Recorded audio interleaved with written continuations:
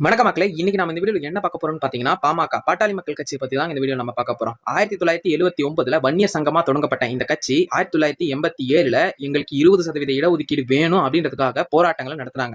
அந்த போராட்டத்தின் போது அன்றைய ஆளும் அரசான அதிமுக அரசு என்ன பண்ணுதுன்னா, அந்த போராட்டத்தை நடத்தியவர்கள் மீது துப்பாக்கி சூட்டை நடத்துறாங்க. துப்பாக்கி சூட்டை நடத்தும் போது 20க்கும் மேற்பட்ட உயிர்கள் பிரிஞ்சிருக்கு. அந்த 20 பேருக்கும் இன்றளவும் பாமகவினர் வீரவணக்கம் செலுத்திட்டு வராங்கன்றது எல்லாருக்குமே தெரிஞ்ச விஷயம் தான்.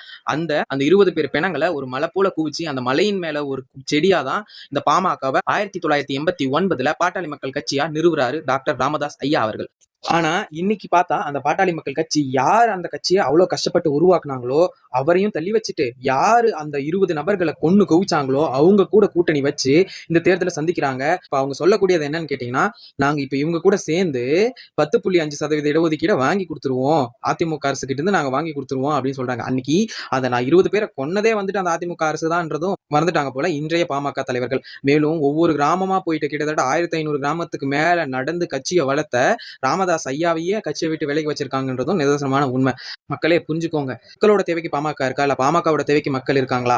பாமக வச்சு மக்கள் வளர்ச்சி அடைறாங்களா, இல்ல மக்களை வச்சு பாமக வளர்ச்சி அடைகிறாங்களா அப்படின்றது நான் தான் சொல்லி உங்களுக்கு தெரியணுன்றது இல்ல அப்படின்னு நினைக்கிறேன். மேலும் நீங்க இப்ப இருக்கக்கூடிய பாமக கட்சியை பத்தி என்ன நினைக்கிறீங்கன்றதை கீழே கமெண்ட் பாக்ஸ்ல சொல்லுங்க. மறக்காம ஹீரோ தமிழ் சேனலை சப்ஸ்கிரைப் பண்ணிக்கோங்க. பாய் ஹீரோஸ்.